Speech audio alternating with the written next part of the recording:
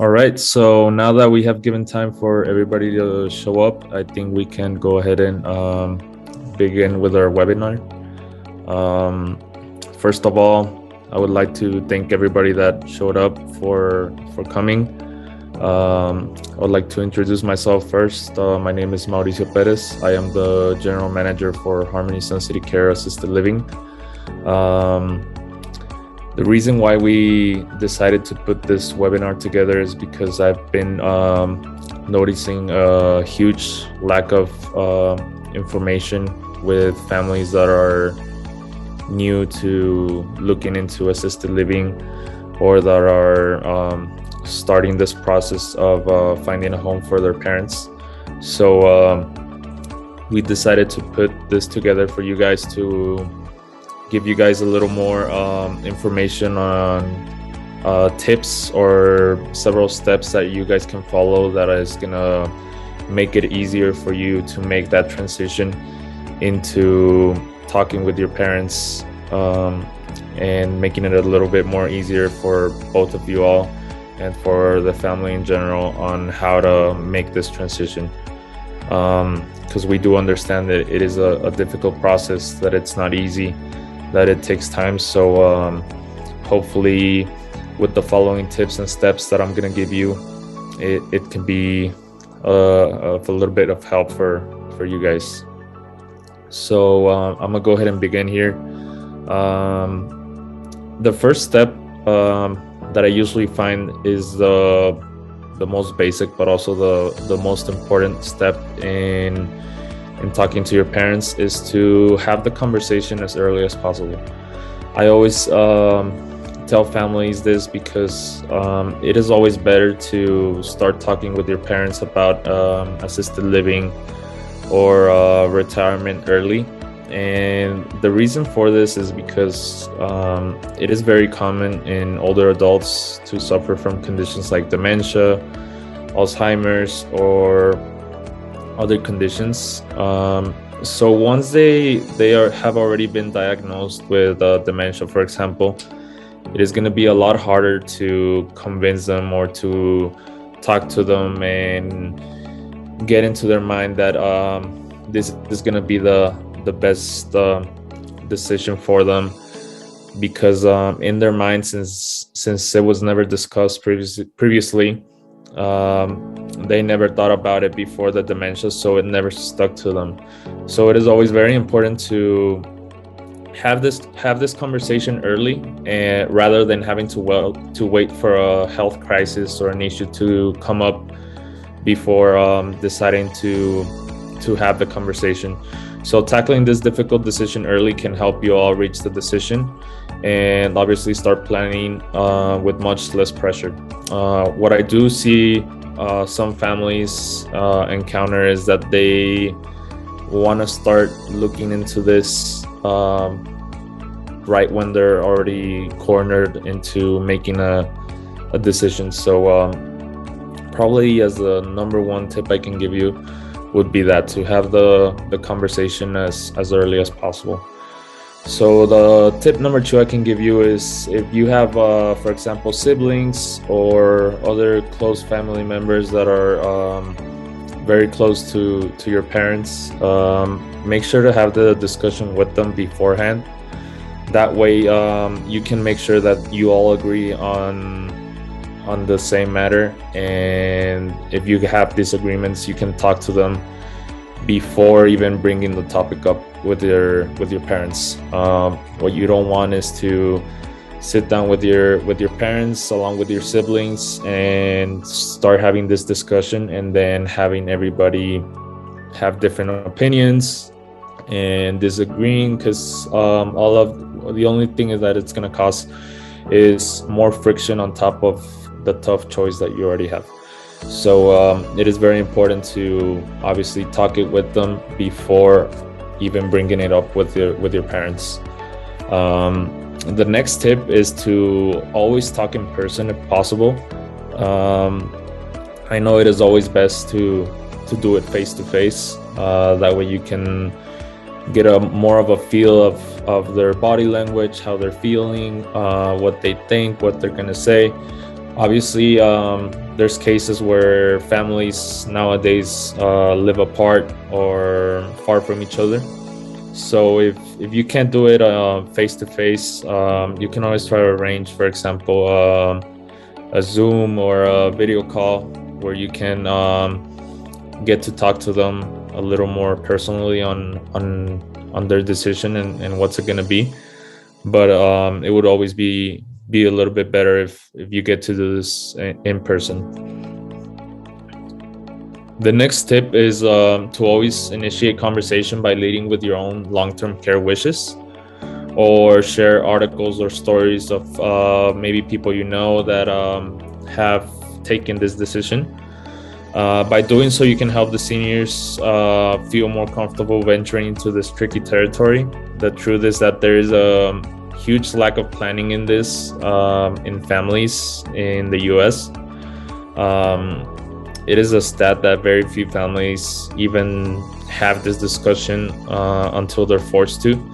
So like I told you guys in the first step, the best thing would be to have this discussion as early as possible, and do it early before they even need to have any medical assistance, or if they have a condition before it worsens. So that is always the best option. The next one would be to listen. This one is very, very important because it is important to acknowledge them and continue to ask questions and know how they feel. Just listen to them, hear what they have to say, listen to their opinions, what they would want, what they wouldn't. That way it's gonna make the process easier for everybody. And obviously, by listening to your parents, you can start to figure out what type of assisted living or retirement home you're gonna be looking for, depending on what they tell you. Maybe they want a little bit more freedom, maybe they need a little bit more of assistance, maybe they want a place that is a little bit more private, or maybe they want a bigger place with more people. It just depends on each person and what they feel that is going to be best for them. For example, with us here at Harmony, we're obviously a little bit on the smaller side rather than bigger facilities. So for example, our capability is for 11 residents. So when you look at Harmony, you're looking into more of a smaller, private, homey feel, rather than other places that have up to 50, 100, 150 residents living there. And it's more of a community. Right here at Harmony, you're getting more of a private kind of treatment. So it all depends on what they want. So it is always very important to listen to them. Another very important thing is to have empathy and not sympathy.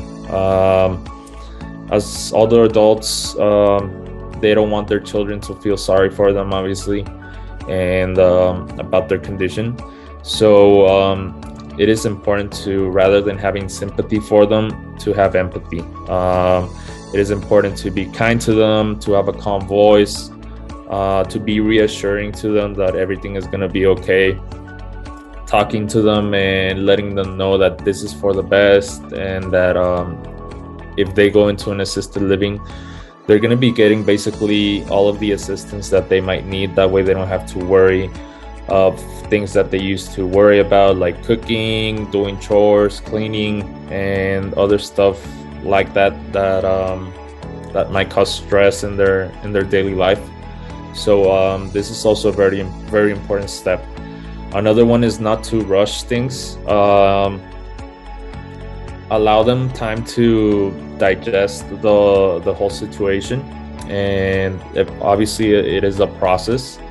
So things are not going to happen from one day to another. I mean, unless it really is an emergency or things change drastically as far as medical conditions.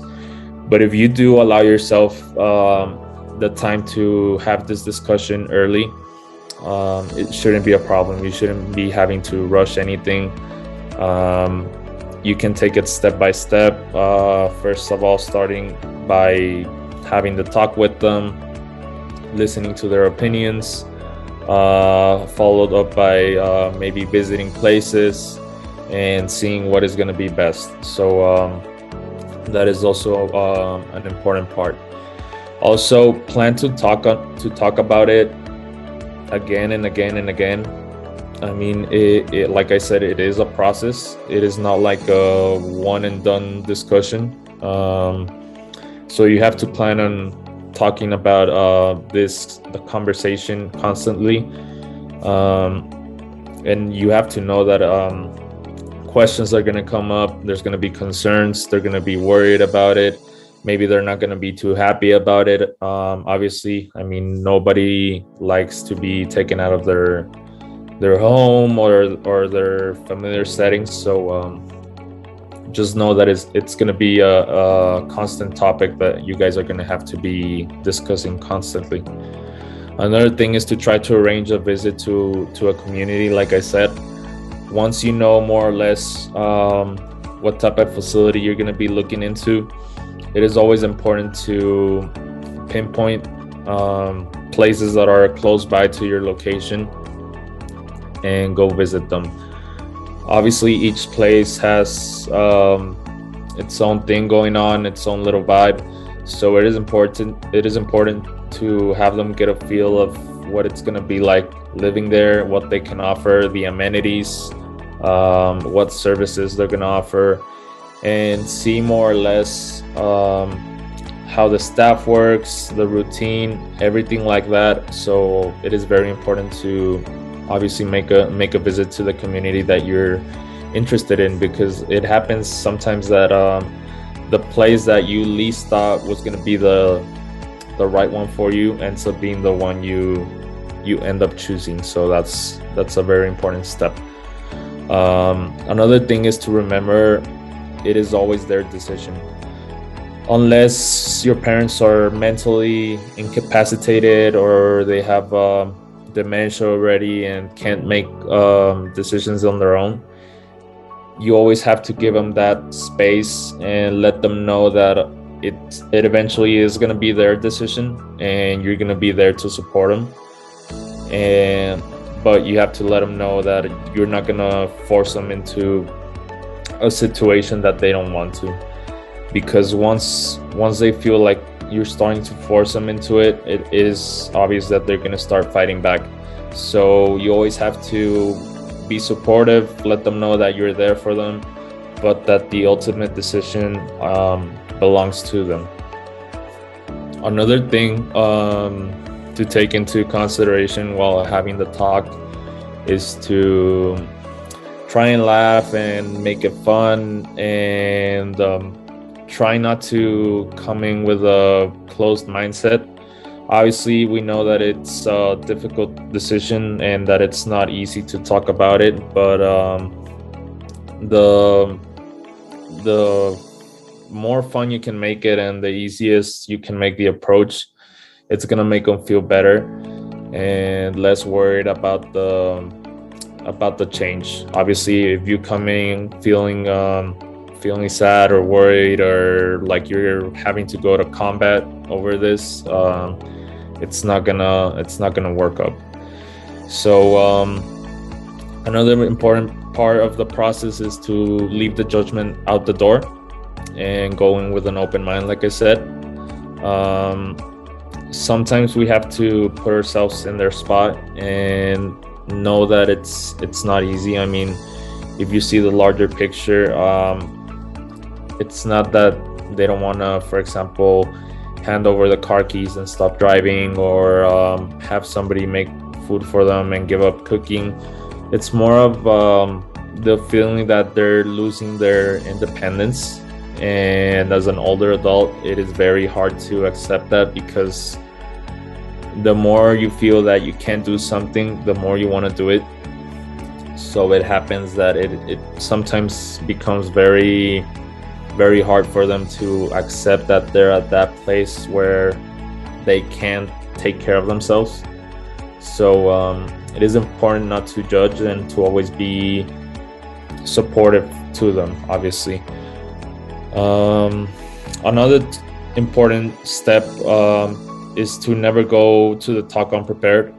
Always be ready with information about assisted living communities in your neighborhood, and what they can offer, what services they offer, how it's going to make it easier for both of you, because obviously they're not only going to be helping them, but also the family in general. I mean, I know there's family members that usually spend most of their day, if not do it almost as a day-to-day activity, taking care of their parents, and we know it can become very, very tiring. So you have to discuss how changing into assisted living or a nursing home or a setting where people are going to be helping them out is going to benefit both of you.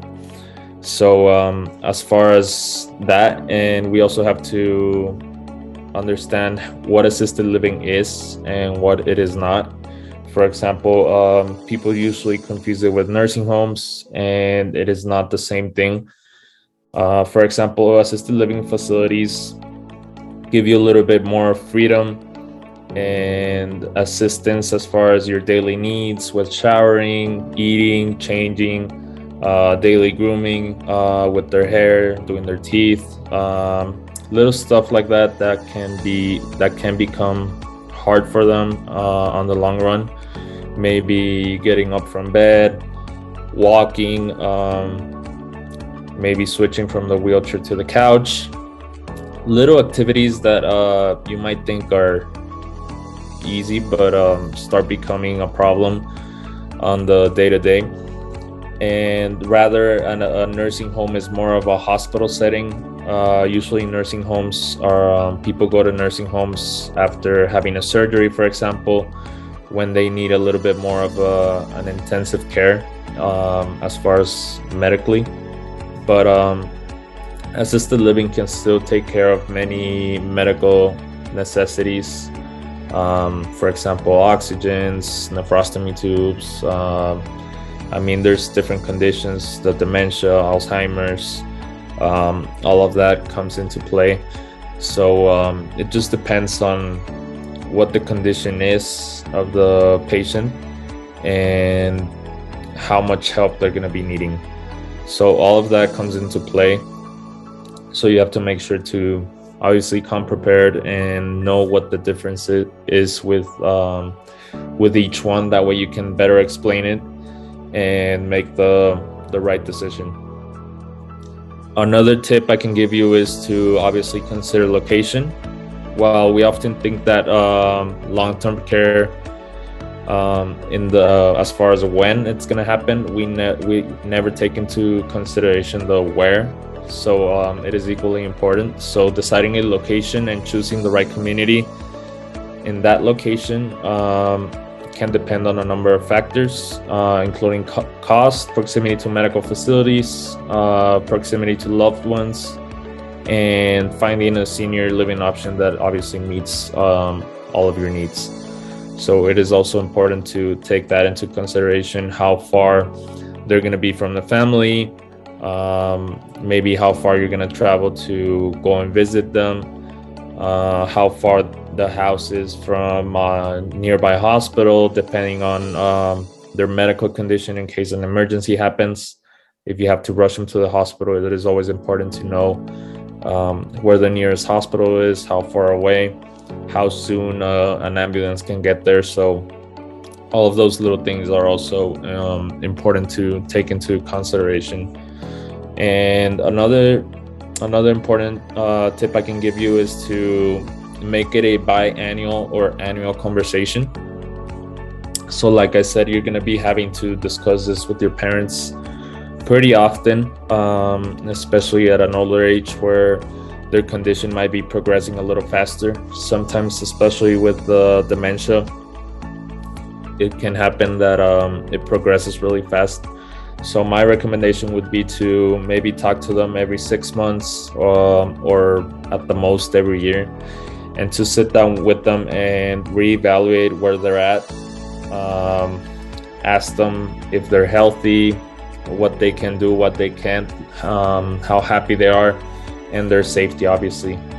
The main thing we look into is if we notice that they can't perform daily activities, maybe notice that they have a change in weight, that they're getting skinnier because they're not eating right, that they're forgetting to take medications, they're forgetting to do housekeeping. If you notice that their house is a little more dirty, and also in their personal hygiene, if they can't keep themselves clean anymore, all of those little things start to indicate that there's going to be a need soon to make the change. So the last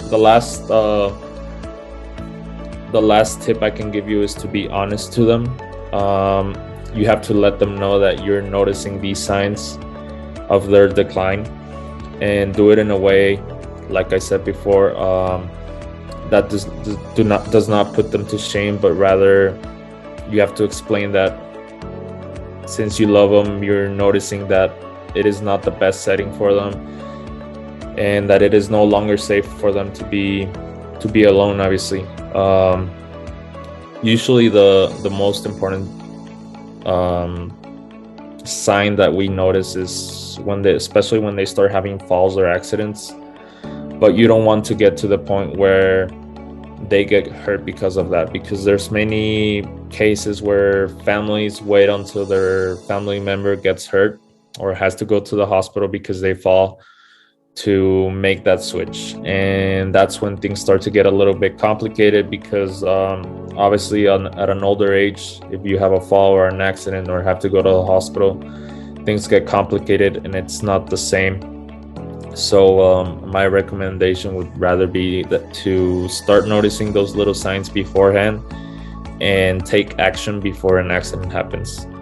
So a lot of families also ask me how they can start a conversation about this. So my recommendation would be to maybe start with open-ended questions.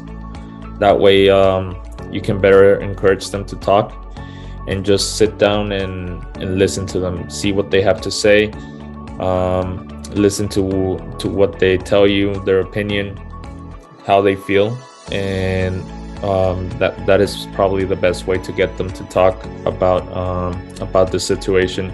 You can start off with questions like, how is it living alone? How do you feel safe? Do you feel like you're lonely sometimes? Do you think like you need help maybe doing the chores or cleaning? How do you feel about driving? Do you feel safe driving? Would you rather maybe consider another form of transportation so you don't have to worry about the traffic? Little things like that about their daily chores. You can do open-ended questions to get them to talk, and start catching little indications that maybe they're feeling like they're in a decline, and obviously sit down and have the talk with them. So with this, we conclude with the webinar. I hope that these tips help you have the conversation with your parents, and can make it easier for you and your family to make that transition. Right now we'll go ahead and skip to the questions, and thank you all for coming.